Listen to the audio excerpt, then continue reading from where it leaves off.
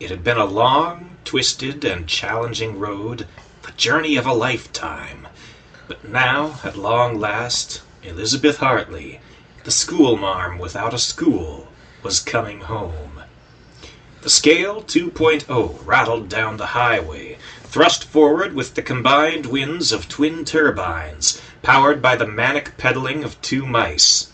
Jeremiah Marsh, a monstrous mouse who was so large and formidable he had occasionally been mistaken for a rat, and Donald, Don, Copper, scout and tracker extraordinaire, the long-lost love of Elizabeth's life. The original scale, a sailing vehicle fashioned from the roller skate of a great ape, had long since been torn apart by a vicious camel spider, or sun spider, or wind scorpion, or solifuge if you prefer. Not long after the attack, Elizabeth's entourage nearly doubled in size, with the additions of Don's partner in crime, Bubba, a redneck mouse who had once, briefly, replaced Elizabeth as schoolmarm of their village, Edge of the Gorge. Will and Chrissy Cole, Elizabeth's last surviving students, and May North, a former con artist who had fallen for Don at one time. She had long since, however, paired up with Bubba, the only eligible bachelor in the crew. Then there was Astrid, an attractive woman, by mouse standards, whose loving eyes were the same green as the cloak that trailed from Jeremiah's shoulders, or Monster, as he preferred to be called. Chrissy sheltered against Astrid's stomach, the adult mouse holding on to a handle protruding from the scale's surface as the oncoming wind rushed against them. Elizabeth, likewise, held onto a handle on the other side of the scale, a second small, furry figure huddling against her. Stu the Shrew, despite his size, was no child. Monster had once speculated that the Shrew might be old enough to be Elizabeth's father, yet that hadn't stopped the Shrew from pursuing Elizabeth for a time. In the past year, Will had grown a great deal. No longer the child Elizabeth once looked after, he was now a young man. He stood with his back to the wind, feet anchored under a pair of handles on the scale's deck, a loaded blunderbuss in his hands as he kept his eyes on the sky. Bubba manned the other side, the main gunman of the crew. It was at times like this, as he hastily reloaded his blunderbuss, that Will stepped up to lay down cover fire. Zibalba, however, had grown weary of her fruitless efforts. Though an owl, there was a malignant will driving her to hunt during the day, and it was proving to be a frustrating hunt. Each time she dove for the scale, the breeze of her spread wings pushed the vehicle out of reach. So the owl circled higher into the sky and hurtled ahead. "Ah!" came a faint squeak from the top of the mast. The owl's movements had caught the many eyes of an alert jumping spider, the very spider from whose silk the sail had been spun. He pointed at the owl's form, now just a dot in the distance, and called out, "Ah!" "Yes, lad, I see her." "E-ah," as Matrix had so rudimentarily shouted, was spider tongue for Peter, and that was who stood at the head of the scale. Peter Dane was a former lab rat. His lifespan had been greatly extended, and his intelligence drastically enhanced, following a grueling series of experiments and tests.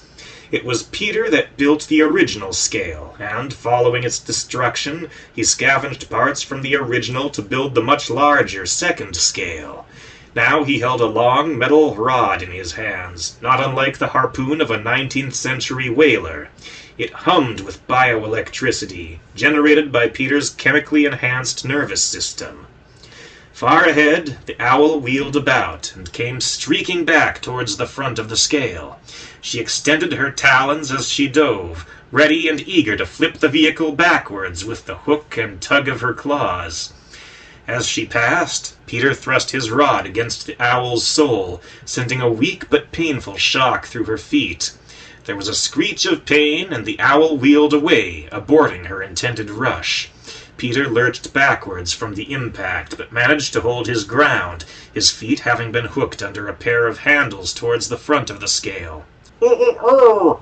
came a semi-intelligible cry from the top of the mast. The only man among them to understand Matrix's cryptic half-speech was his longtime friend and collaborator, Peter Dane. Raising his eyes towards the horizon, Peter immediately caught the spider's meaning, and raised his voice in an affirmative shout. "City, how!" Far ahead, the squarish, ruddy shapes of buildings, constructs of the great apes who dominated the land, rose against the bright, cloudless sky. There Elizabeth and her companions could find shelter. There they would at last find their home. There they would find paradise.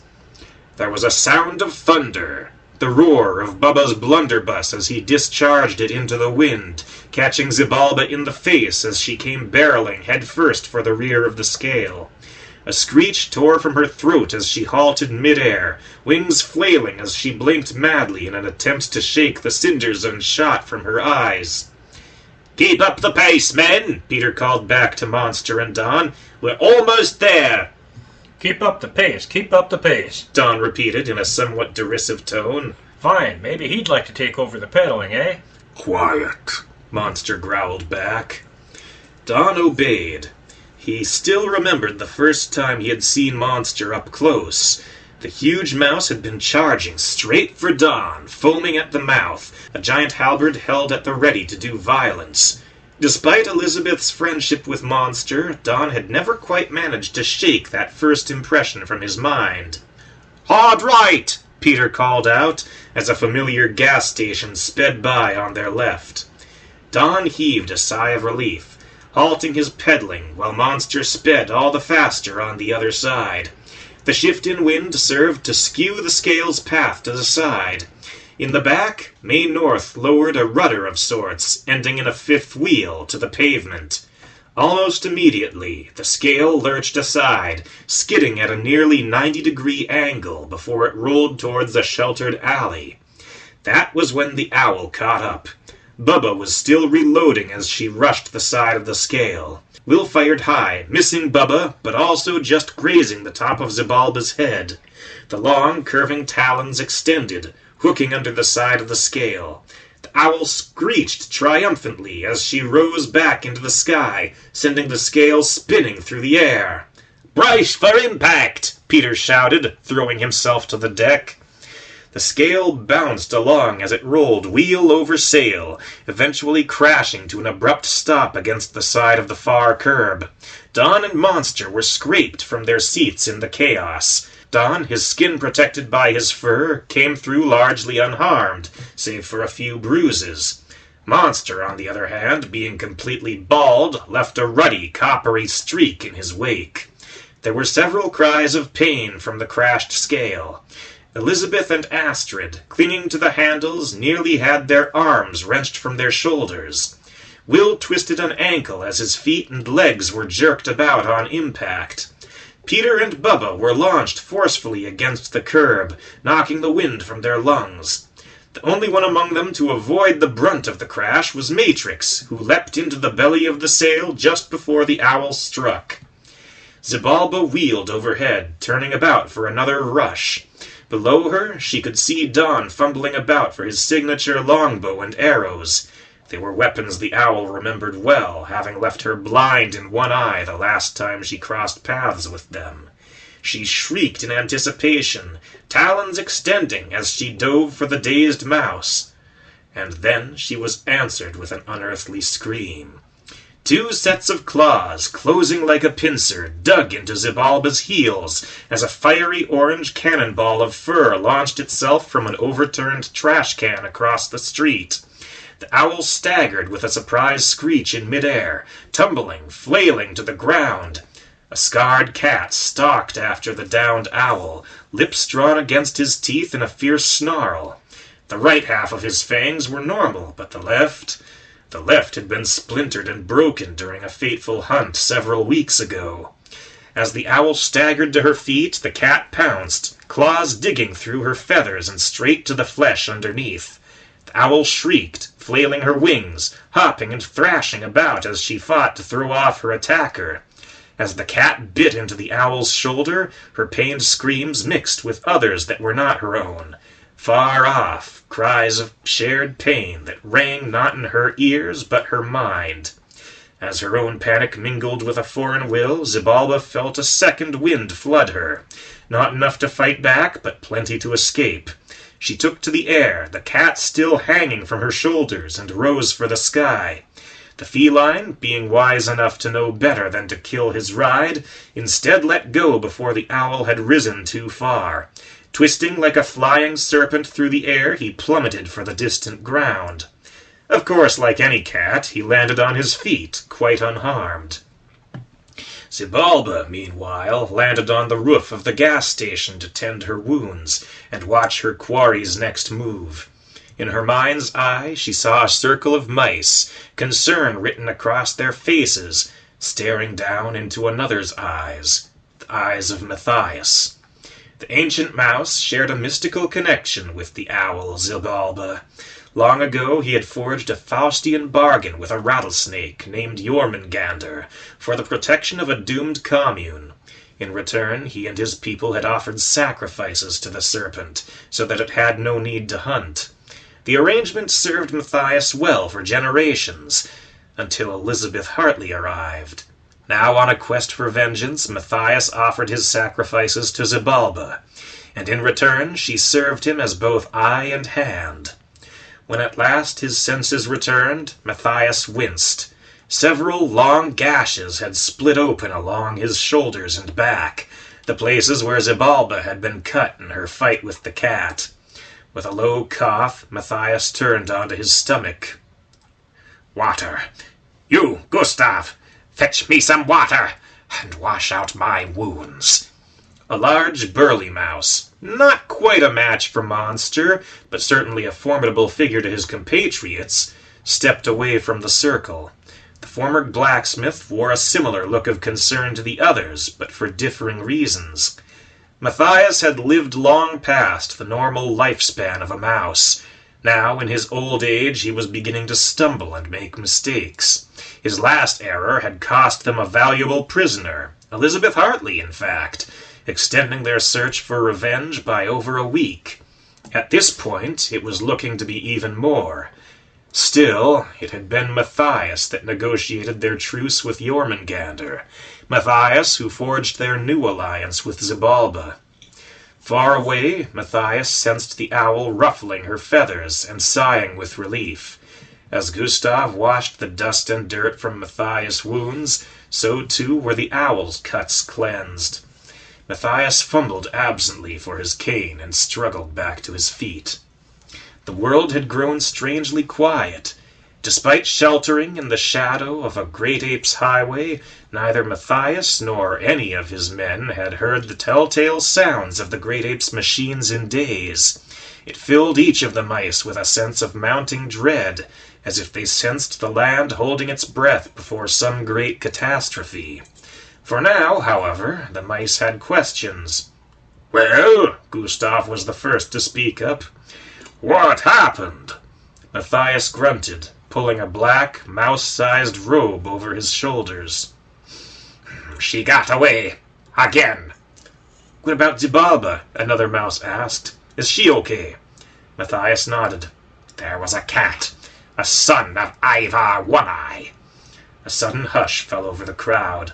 There was not one mouse among them who had not heard the name of Ivar One-Eye, a black, ghostly patriarch of the Felidae.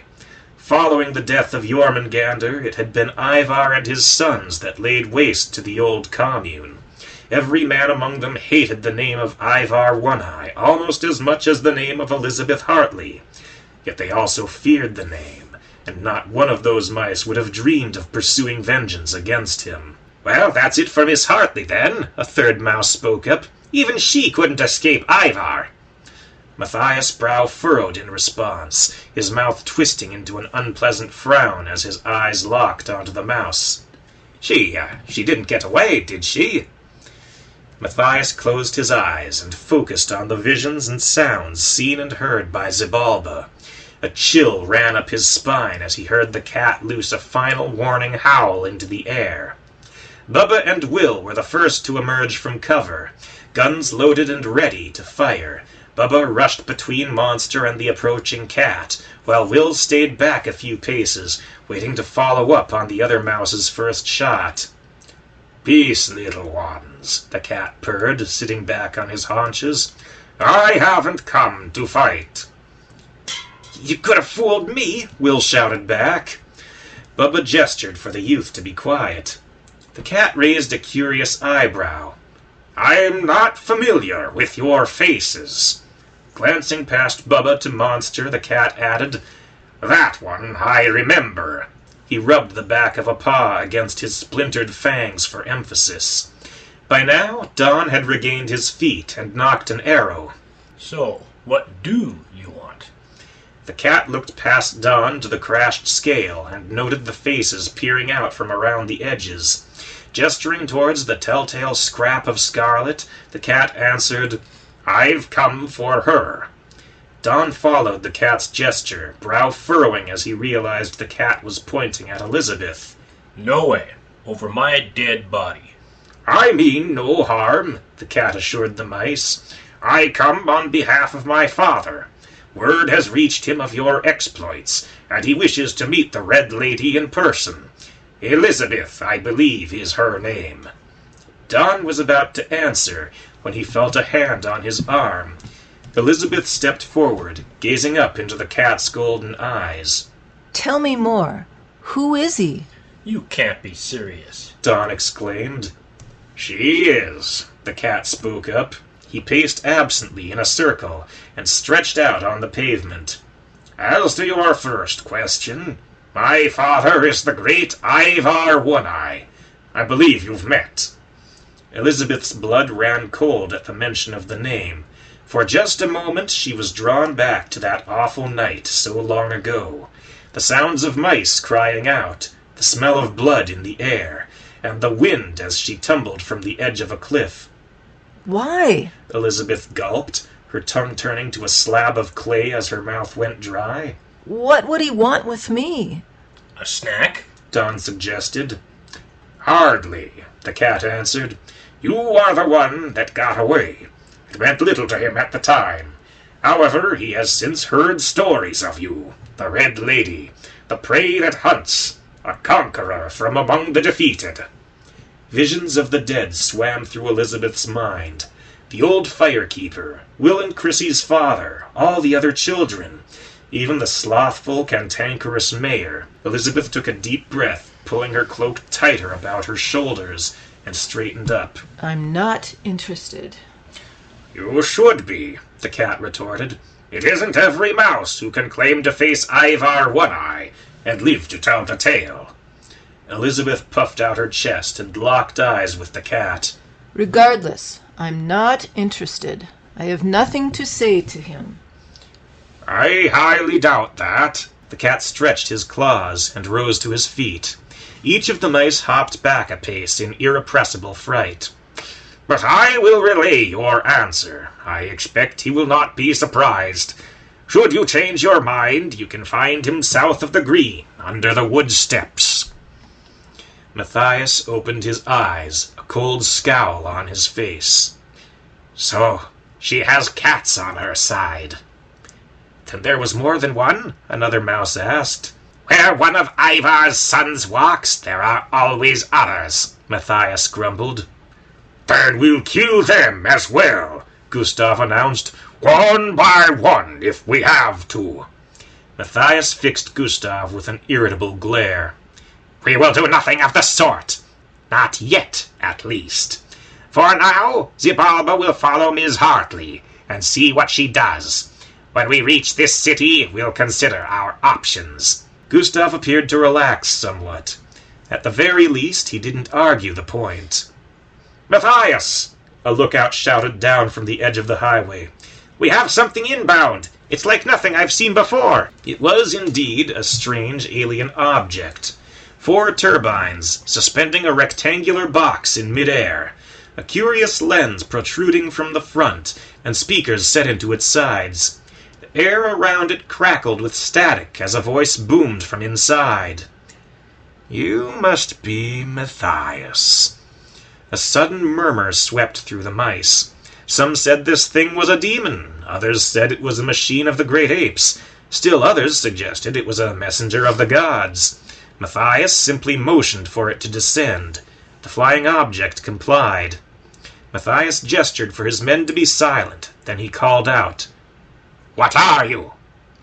"Just another man, much like yourself, seeking justice in an unjust world," came the response. Matthias scowled. "You don't look like any man I've seen." "Well, now, that's because you don't see me. I don't like to leave my little kingdom if I don't have to. There are so many matters to attend to. This drone serves as my eyes and voice." "Then he's nothing like us," Gustav muttered to another mouse. "I say he's been touched, just like that Peter Dane. Unnatural." "That is correct, little man," the voice crackled in response. "I am, indeed, very much like the one you call Peter Dane." "Then we have nothing to discuss," Matthias stated. "Peter Dane was a bad omen. He brought Elizabeth Hartley, who brought death to our people. He then spirited her away, twice in fact, before we could claim justice for her crimes." "Thus our objectives align," the speakers answered with an evil sizzle. "For I also seek justice, as you put it. Not against Miss Hartley, perhaps, but one who travels with her. Therefore I propose an alliance. Elizabeth and her friends have outwitted you twice. Peter has overcome me once. Perhaps together we might conquer them both." "No!" Matthias shouted. "You're just like him, tainted, corrupt. We want no part of you." "You want no part of me yet," the voice corrected. "I'm sure you'll have a change of heart, with a little time. Until then, I'll be watching." The drone did not fly away. Instead, it rose into the air and hovered there, its glass eyes staring down at Matthias and his men. As the mice began filing into ranks, Matthias at their head, the drone followed them, a black dot on the sun, its shadow hanging over the rodent army every step of the way. As the distant buildings of great apes loomed over the horizon, the mice began to whisper. The drone, some said, was an omen of impending disaster. Others remained silent. A few, however, questioned Matthias' decision. Elizabeth had Peter on her side, after all. Perhaps the mice of Jormungandr needed an extra edge as well. Back in the city, the scale's wheels hit the pavement amidst many a grunt and groan, as Peter, Will, and Bubba heaved together to right the upturned vessel. In the meantime, Astrid and Elizabeth worked together to clean out Monster's many scrapes, prompting a number of growls and snarls from the huge mouse as the cool water and wet cloths stung his wounds. "Everybody aboard!" Peter called out. "We must reach shelter, and quickly!" May North grunted in disgust, crossing her arms as she shot an irritable glance Peter's way. "And just how far is this paradise now?" Not much farther, Elizabeth assured her. Just down the alley and across the next street. "Ma'am," Bubba spoke up, offering May his hand as he clambered atop the scale. May heaved a sigh, accepting the hand, lifting the edge of her skirt with the other to free up her legs for the climb. Chrissy was the next up, lifted by Don's strong hands and pulled the rest of the way by Bubba. "Oh, oh!" Stu exclaimed, scampering up to Elizabeth. "Me next! Me next!" Elizabeth chuckled with an amused half-smile. Okay, you next. She scooped up the shrew in her arms, nuzzling the back of his head, and then heaved him over the side of the scale. "Why do you encourage him?" Don grumbled as he watched. Elizabeth blinked, looking back at Don. Encourage? "I've seen the way he looks at you, and I don't like it a bit," Don explained. "There's something disgusting about it." A coy grin spread across Elizabeth's face. Don, you're not jealous, are you? Don glanced up at the side of the scale to see Stu waving down at him. "A little, yes." Don, there is nothing between us. Elizabeth giggled. "Really? Have you told him that?" Almost a year ago. Elizabeth insisted. I found out he only wanted to be loved. Yeah, that's what I'm worried about. Elizabeth kissed Don on the tip of his nose. Don't be. The last one aboard was Monster. It took the combined strength of 3 men, Will, Bubba, and Don, and some help from Peter to haul him up. "Now then," Peter announced, rubbing his hands together, "if I can get a second man on the engines." Bubba joined the Rat. Together they worked up a lopsided breeze to steer the scale to the right. In very short order it was rattling across the street, up a driveway, and down the desired alley. As it rolled past a familiar sign, Peter called out for the scale to halt. "Mr. Biggs!" "My friends, this is where I leave you," Peter announced. "For now, at least. I've a promise to keep." Matrix leapt down to Peter's shoulder, riding the Rat to the ground as he disembarked. Understood. Elizabeth called after. Peter tipped his cap to her. "Cheerio, then." Don raised an eyebrow as Elizabeth took Peter's place. What was that about? Well, Elizabeth reasoned. we're back together. Monster has Astrid. Now it's Peter's turn. From there, the scale was piloted down to the other end of the alley and across the street beyond. At Elizabeth's suggestion, the vehicle was stashed in a storm drain. The sail was raised and the mast folded back, a welcome modification Peter had made to the new model, and the wheels were tucked into the openings in a metal grate so that the scale could be anchored in place. From there, the mice disembarked one by one. Astrid lingered on the deck, concern in her eyes as she watched Monster struggling to his feet. Are you up to this? I can wait with you if you need to rest. Monster blushed faintly for a moment. As if to deny his discomfort, he jammed the blunted end of his halberd against the deck and leaned on the weapon for support as he slowly climbed to his feet. "It's only a bit farther. I can last that long." One by one, the mice clambered over the side of the curb. First Bubba, who worked in tandem with Don to help first Chrissy, then Stu and the women, followed by Will and Don over the side. Despite the hands offered to him, Monster ground his teeth against the pane, and hooking his halberd over the curb, he hauled himself up. Don grunted and shook his head. Proud is he? Stu chuckled at the remark. "You'll be surprised." The companions slipped under the forbidding iron fence, and into the rolling forest of grass beyond. Monster led the way, for the location of Paradise's entrance had been vividly seared into his memory. The place he hid after a savage duel with a cat was not something easily forgotten. The little door had long since been covered over with a fresh layer of sod, but there was no mistaking the opening between 2 large roots where it was nestled. A layer of moss and dirt flipped upwards as Monster threw the door open, revealing a softly glowing passageway underneath. One by one the companions filed in, Elizabeth leading the way, while Monster and Astrid brought up the rear. A place with no predators. Astrid mused. Is such a thing even possible? "We asked the same thing," Monster answered. "Not only is it possible, it has happened." "They don't call it paradise for nothing," Stu chimed in. Astrid grunted, her face filling with wonder as she smiled into the golden light. It just feels so surreal, especially after, well, you know, Jormungandr and then Zibulba. I keep waiting for the catch. "The catch," Monster retorted as he pulled the door closed, "is that this place must remain secret. No one from outside can ever find it, unless they can be trusted." Like you? Monster nodded.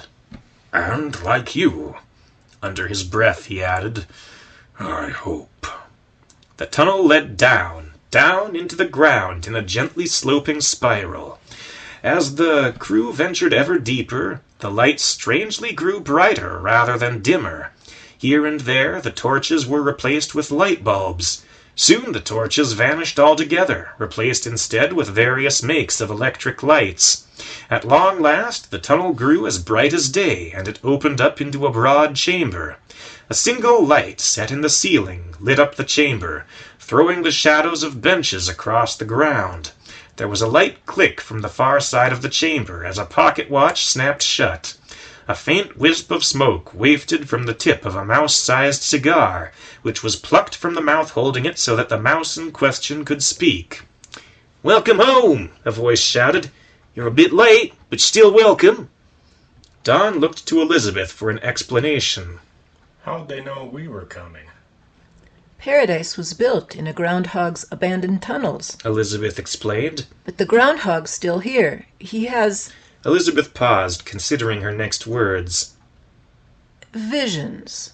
He sees things before they happen. "Name's Jack Lewis," the strange mouse greeted, approaching Don and extending his hand. "I'm in charge around here. Well, except when old Elijah puts his foot down," That would be the groundhog. Elizabeth explained. Don raised an eyebrow as he shook Jack's hand. "Good to see you, Hartley," Jack added.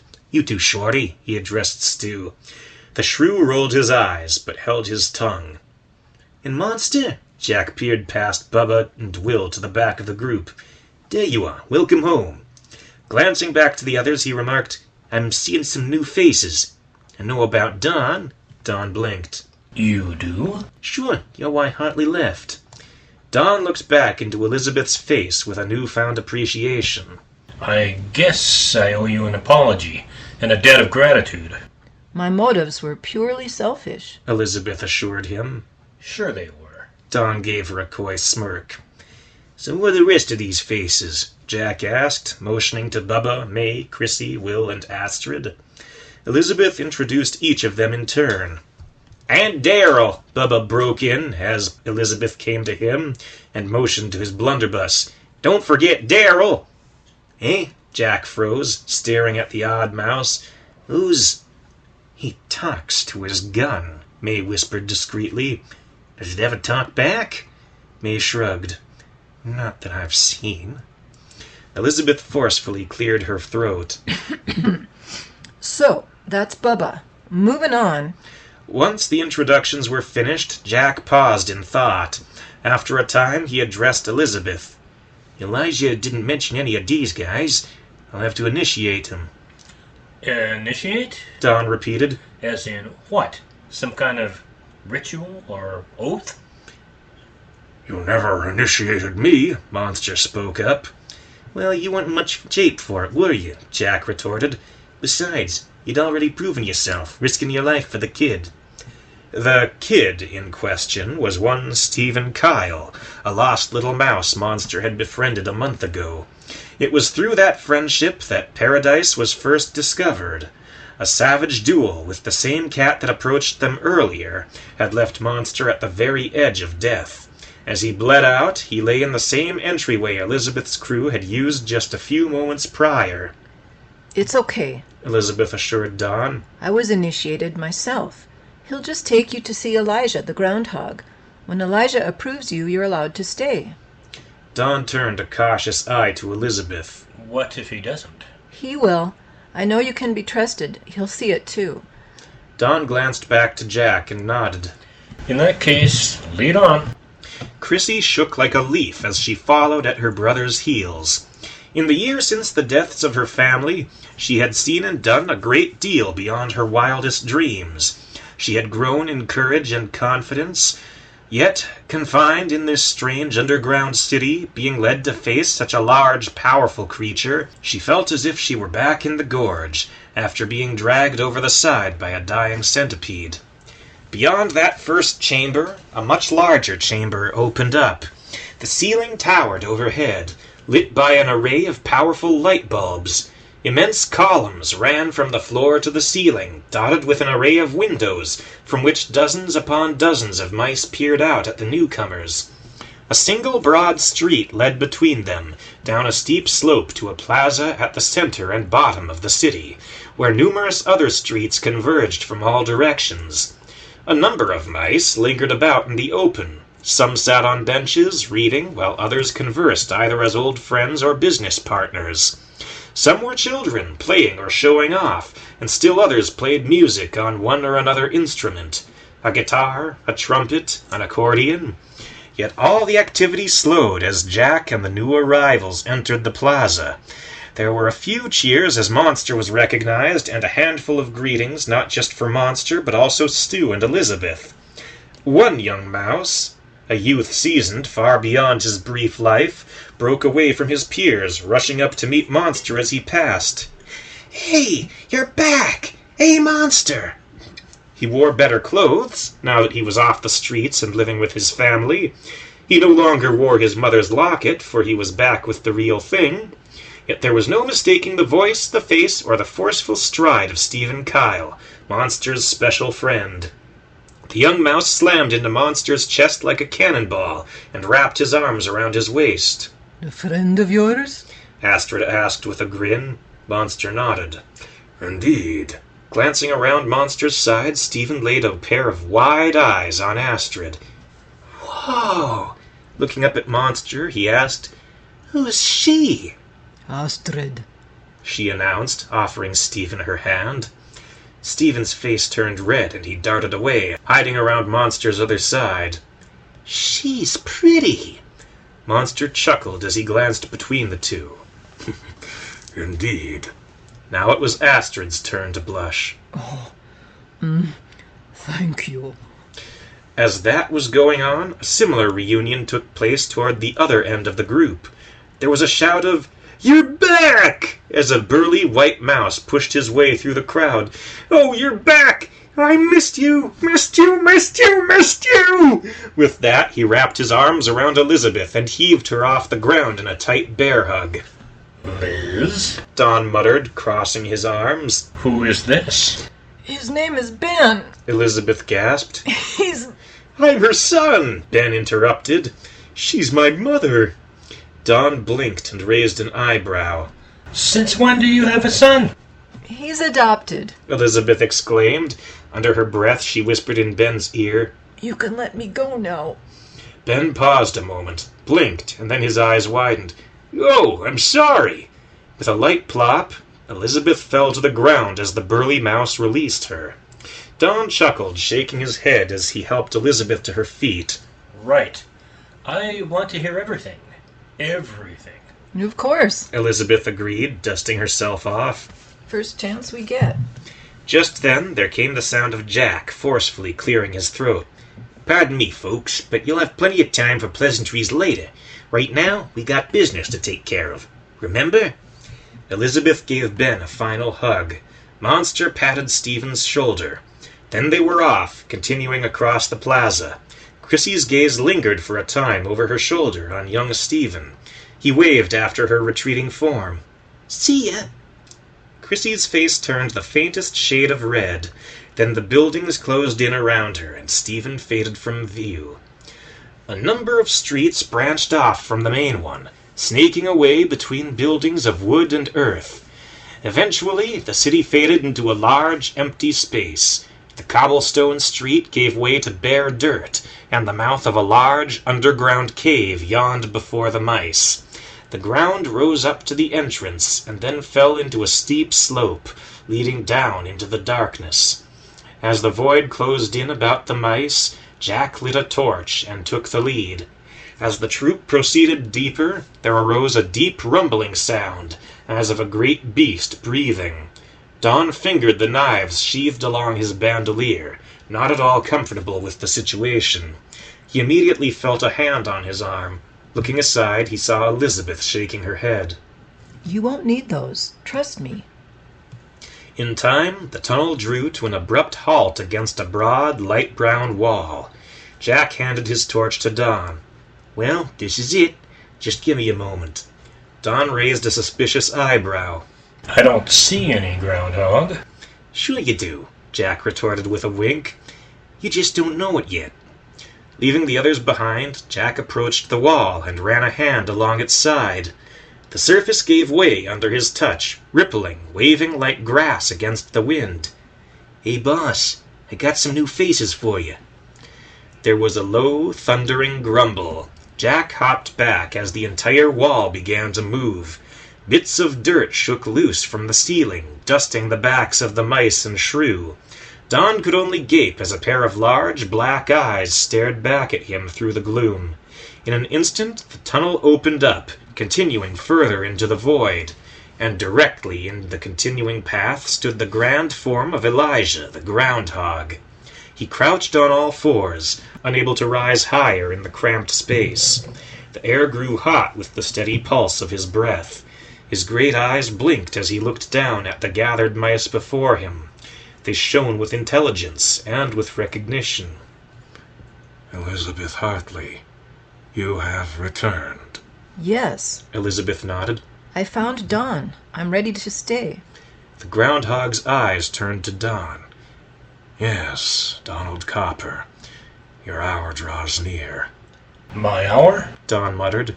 What's that supposed to mean? You will know it when it arrives. Looking past Don, Elijah addressed the next of the newcomers. Bubba Lawrence. And Darrell. Bubba blinked. You know about Darrell? He glanced down at his blunderbuss. No one ever remembers Darrell. You will both have a welcome place here, if you wish it. Bubba scratched his head. I wish it. Just don't know if I want it. I'll have to think on it. There will be time. Next, Elijah looked down on the snowy white woman at Bubba's side. May North, yours is a checkered past. May shifted her weight uneasily. Girl's gotta eat. Elijah's brow furrowed. Stu the Shrew. Stu jumped in surprise. Hey, I thought I already... Will you vouch for this woman? Stu paused. He glanced to May, an eyebrow raised. She met his gaze with a desperate, pleading look. I guess. Then you think her trustworthy? Stu's voice died in his throat. There is time to consider your answer, Elijah announced. Mr. Lewis may relay it to me at a later hour if you desire. Stu nodded. Yeah, I desire. May looked as if she might faint. She rocked back and forth on her heels and grabbed Bubba's shoulder for support. William Cole, you have wandered long. Will stepped forward and nodded. Yeah, too long. Are you prepared to settle? Will nodded. I've been ready for a year. Then welcome home. Elijah's eyes fixed on the form of Chrissy, huddling behind Bubba. He nodded with a smile and then looked past her to Astrid, who stood beside Monster. Treasure those who treasure you. They are rarer than gold. Be loyal and true, and paradise may belong to you. With that, Elijah lowered his head. Leave now. I know each of you. We have nothing to fear. There was a short silence. At last, Don muttered, Well, that was anticlimactic. Usually is, Jack agreed. Monster patted Astrid on the shoulder and ushered her back the way they had come. Bubba, May, and Chrissy followed next, and then Will. As Elizabeth and Don turned to join them, however, Elijah raised his voice once more. Elizabeth Hartley, stay for a time. And you, Jack, this concerns you as well. Elizabeth turned back to Elijah. Don likewise halted, sticking by Elizabeth's side. Stu similarly had lingered in the shadows, and now drew up along Elizabeth's other side. You bring great evil with you. Elizabeth gulped and nodded. Zibalba? Elijah heaved a great, grave nod. And others. Elizabeth sighed. Matthias and his men. Of course.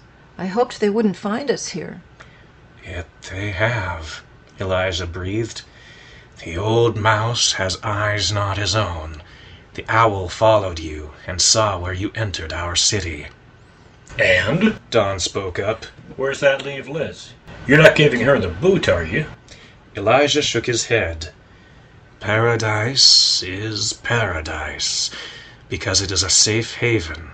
If we were to drive out any man or woman of good will for any reason, it would no longer be so.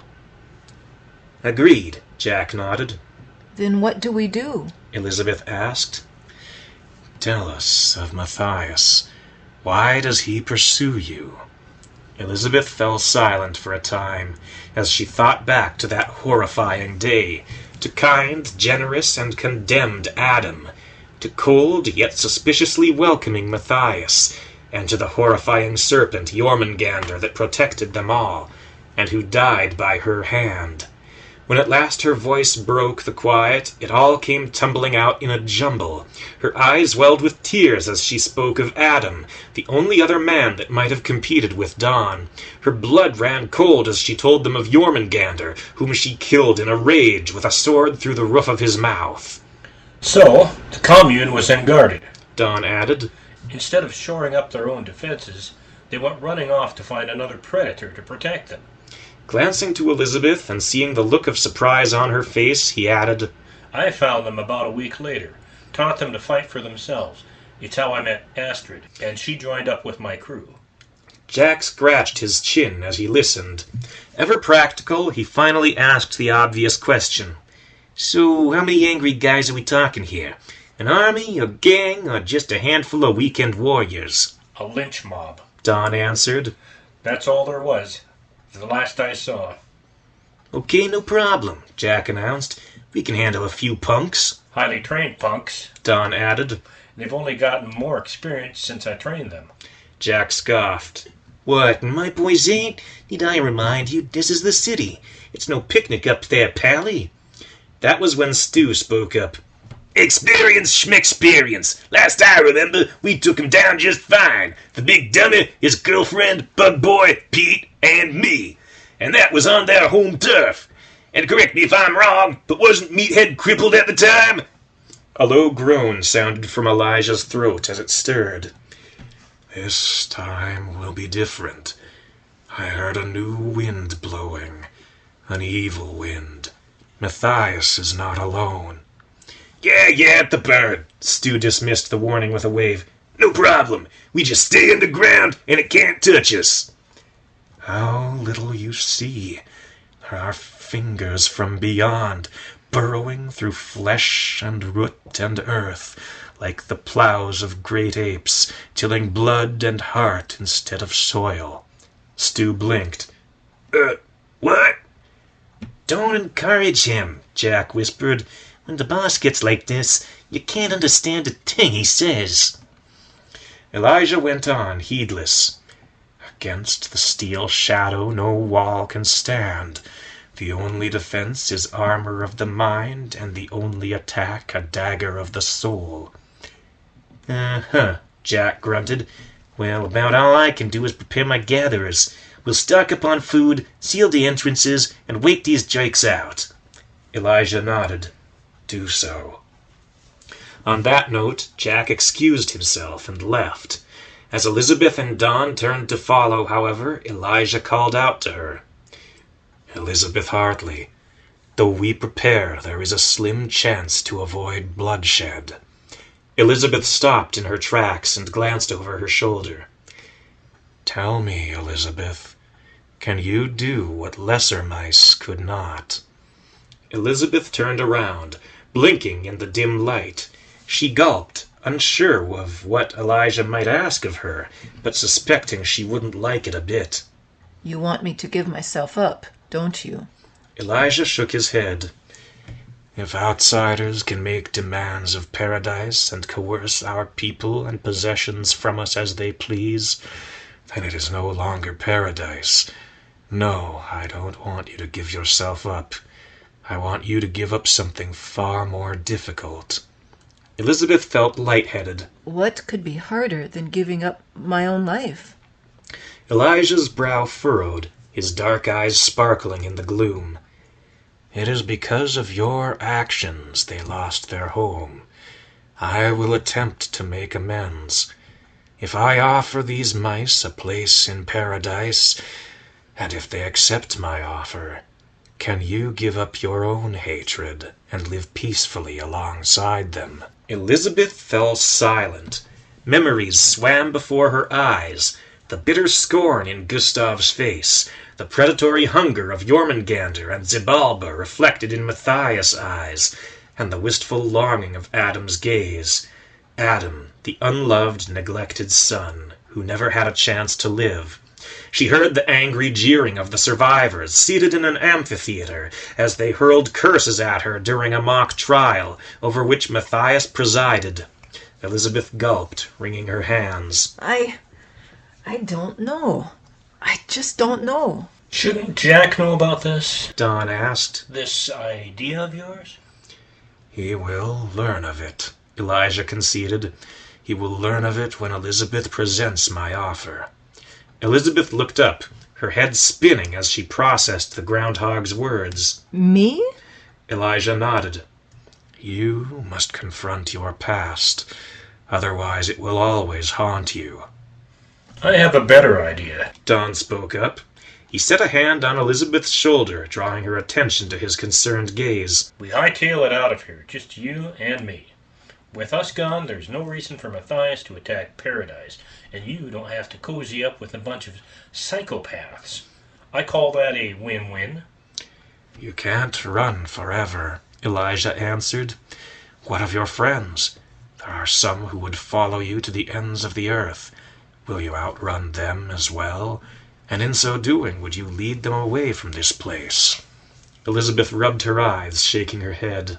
I need time to think. Elijah lowered his head, and turning to the back of his chamber, reverted once more to a living wall. Yet his voice lingered in the air. Think quickly. Time grows short, and your destiny rushes upon you. Your destiny rushes upon you. Don muttered under his breath. Talk about melodrama. Elizabeth felt a light tug on her cloak. Looking down, she saw the beady black eyes of Stu peering back up at her from behind his tiny, round glasses. Well, Elizabeth, y'all know I ain't much for city life, right? If y'all decide to leave, I got no problem setting out on our lonesome. And what about Monster? Elizabeth mused. What, that big old dummy? We just won't tell him. Don chuckled at the shrew's response, but said nothing. He would come looking, once he noticed our absence. Elizabeth thought aloud. And knowing Monster, he could probably find us, even if we had a week's lead. Elizabeth sighed and pulled her cloak tight about her as a chill swept across her arms. I can't do that to him. He's finally found a place where he belongs, where he has friends, where people care about him. Can we call that Plan B, then? Don suggested. If things go south, we take off and draw Matthias away. Elizabeth glanced between Don and Stu. At last she spoke up. I need to talk with the others. Monster, Peter, and maybe even Matrix. She managed a mournful smile at the thought. Peter always seems surer of himself after I talk with that spider. Shrugging, she concluded. Either way, we have to go back. So let's do that, at least. Elizabeth turned back, climbing towards the light of paradise. Don and Stu followed close at her sides, exchanging looks of concern. Elizabeth walked with her head hung as if the weight of the world were carried on her petite shoulders. As she emerged from the dark tunnel, Elizabeth was met with the sounds of commotion. A large crowd of mice had gathered and were murmuring furiously amongst themselves. As Elizabeth ventured into the scattered groups at the edge of the plaza, she caught the occasional glimpse of a familiar, flat tweed cap poking over the tops of the crowd's heads. Here and there she caught snatches of excited conversation. A rat! A rat in paradise? How could he find us? What do we do with him? I think I remember him. Wasn't he with that fellow that brought in Wayne and Selina's boy? Excuse us, coming through? Don announced, forcing his way through the tightly packed bodies. Elizabeth slipped after him as he went. At the center of the crowd, not at all surprisingly, they found Peter Dane conversing with Jack. As he spotted Don and Elizabeth, he motioned them forward. Ah, Bess, come quickly. This concerns you as well. What is it? Elizabeth asked. A great deal, I'm afraid, Peter answered. Matrix agreed. Peter nodded gravely. Matthias is here. He passed through my old alley not too long ago. A murmur swept through the crowd. Some asked who Matthias was. Others answered and exclaimed that Paradise was not prepared. The rats managed to turn him back, Peter added. For what it's worth, Matthias has been delayed. But there are other alleys, and he is aware of one entrance to Paradise. We can work with this, Jack announced. We got tunnels all throughout the city. Most of them aren't even in the park. My gatherers can still get back here, and no one will be the wiser." Peter rubbed his chin as he watched the proceeding. "This is well and good, but there is far more afoot than Matthias." Elizabeth recognized the tone in Peter's voice. She had heard it long ago in his workshop, and then again one otherwise cheerful Christmas morning, and again a few months later in a sinister lab, and yet again upon their return to the city over a month prior. It's your brother, isn't it? "Hey, his brother?" Jack asked. "Remus," Peter explained, "or as he calls himself now, Dr. Chuckles. Yes, I have seen one of his drones about, but there's more. Something very wrong with the city itself." On that dark note, Peter launched into his story. From the moment he first stepped into Mr. Biggs, Peter sensed something off. Mingled with the smell of tobacco and beer, Peter also caught the smell of abundant food. Not the aged, rotting smell of food scavenged from dumpsters and trash cans, but a very fresh, vibrant scent of bread straight from the shelf, healthy green vegetables, cheese yet to be unwrapped, and the sizzling grease of assorted meats. Charles Vincetti, more commonly referred to as Chubby Charlie, albeit never to his face, was back to his old self again, round, heavy, and pleased to just sit back and let the world go about its business. What was less usual, however, was that all the other rats were back to Chubby Charlie's old self as well. There was not one man in the place who was not at least a little heavier than Peter recalled. 2 showgirls, a rat and a mouse, performed a duet on the stage. Peter noted that they, too, were looking rather portly, their outfits straining to contain their figures. The leanest rat in the place was one William Dawson. Willie Dawson to the ladies, and Bill from the Bilge to everyone else.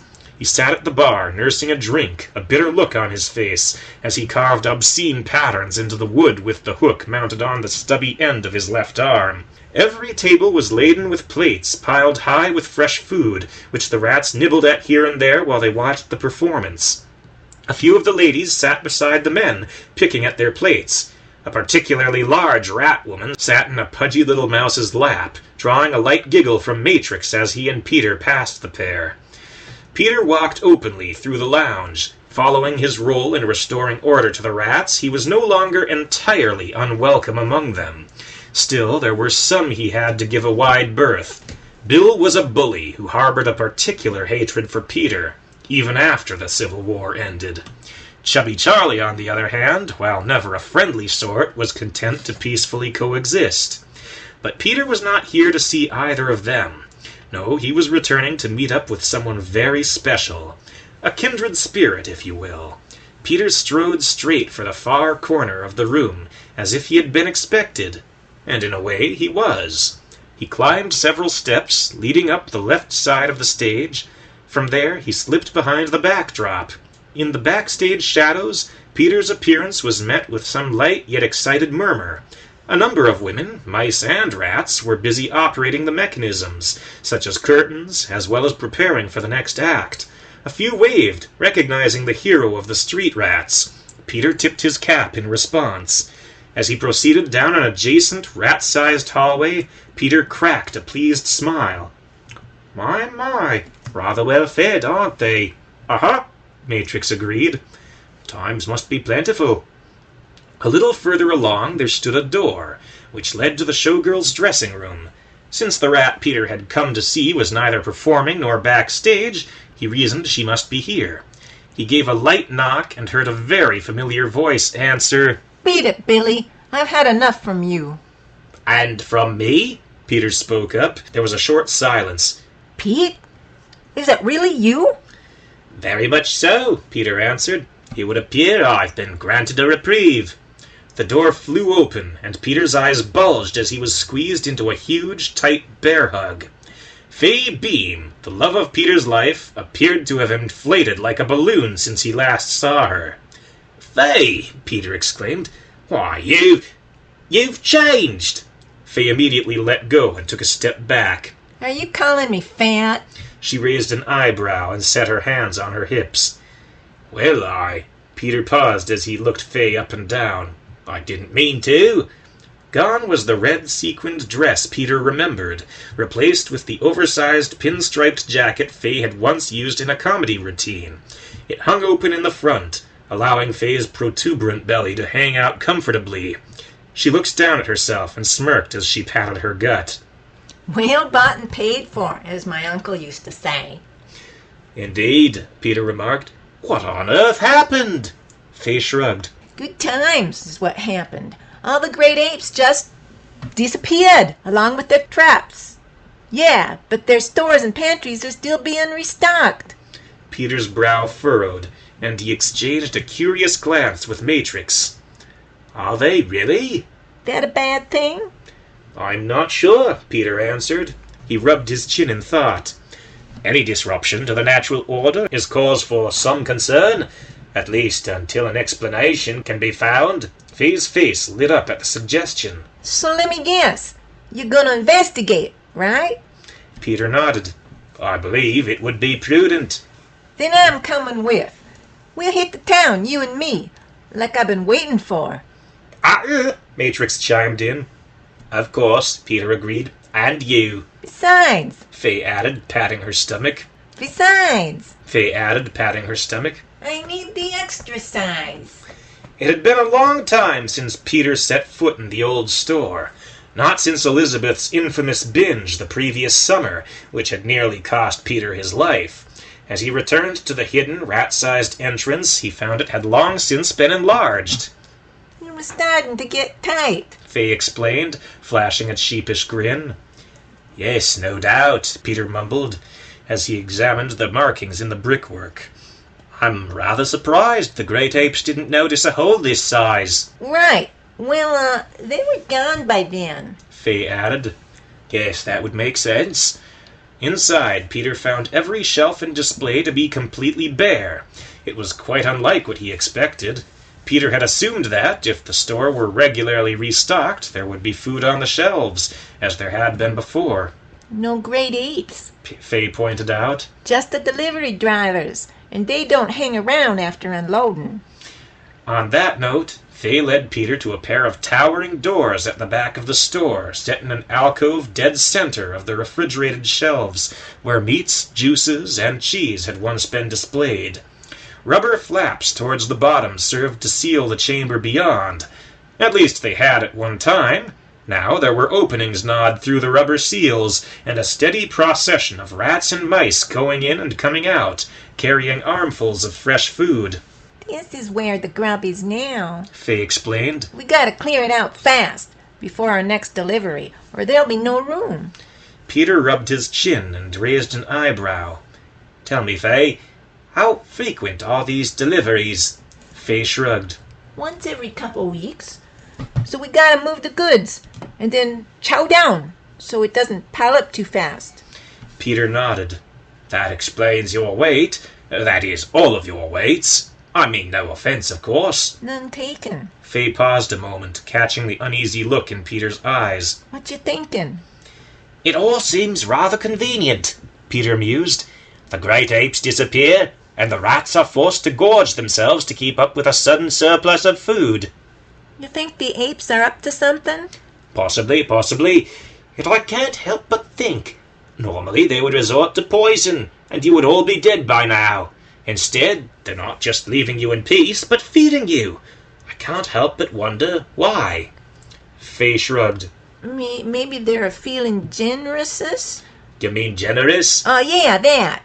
Peter cocked his head to the side, nodding hesitantly. I suppose it's possible. The great apes do have a certain fondness for other species, but they've never shown themselves to be quite this fond. I've seen them set aside reservations for other species, yes, but never on land the apes themselves inhabited. So you think something's off? Very much so, yes. Peter was silent for a moment. Tell me, how exactly did the great apes disappear? We don't know, Faye answered with a helpless shrug. One day they were here, and then the city goes dark. Dark? Yeah, lights out. And quiet, too.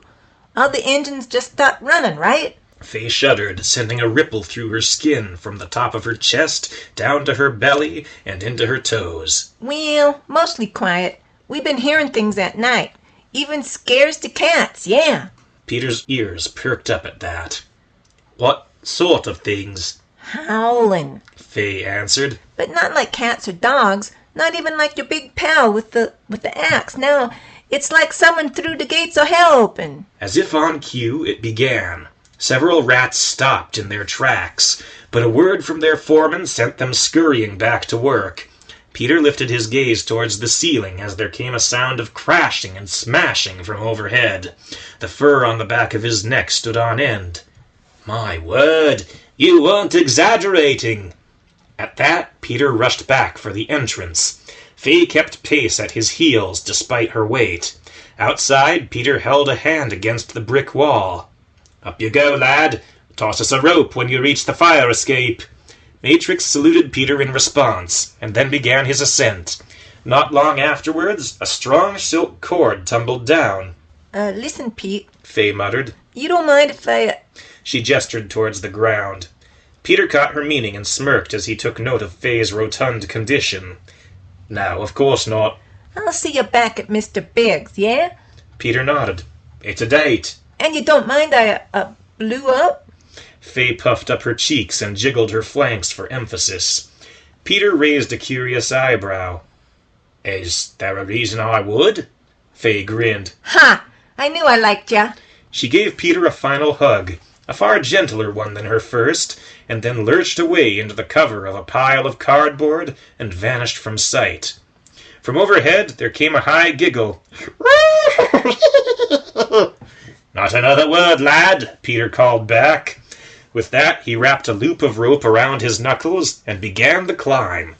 As Peter pulled himself over the bottom rungs of the fire escape, Matrix crawled back to the rat's arm and took up a perch on Peter's shoulder. From there, Peter clambered up a black metal bar to the rail at the top. Carefully balancing, he then inched his way to a nearby windowsill and a far more secure footing. Rather curious, Peter mused. The window had been completely boarded up. It would appear someone wanted to keep something inside. Huh? Indeed. The boards applied from within would suggest defensive measures, but these have been applied from the exterior. Prying his fingers through the cracks between boards, Peter began climbing. About halfway up the height of the window, he came across a conspicuous knothole, around twice the width of his head, which allowed him to peer inside. Matrix, every bit as curious, crawled up the back of Peter's neck, under his cap, and then lifted it ever so slightly so that the spider could peer out from under the brim. The window looked in on a short, dark hallway. Well, short for a great ape, anyway. It appeared quite long for the likes of a rat or spider. At one time, it may have been rather bright, with the sunlight streaming in through windows and shining off a light gray tiled floor and smooth white walls. Now, however, with the windows at either end boarded shut, it looked dark and grim. A few slim shafts of light shone through the cracks between boards, cutting through the gloom.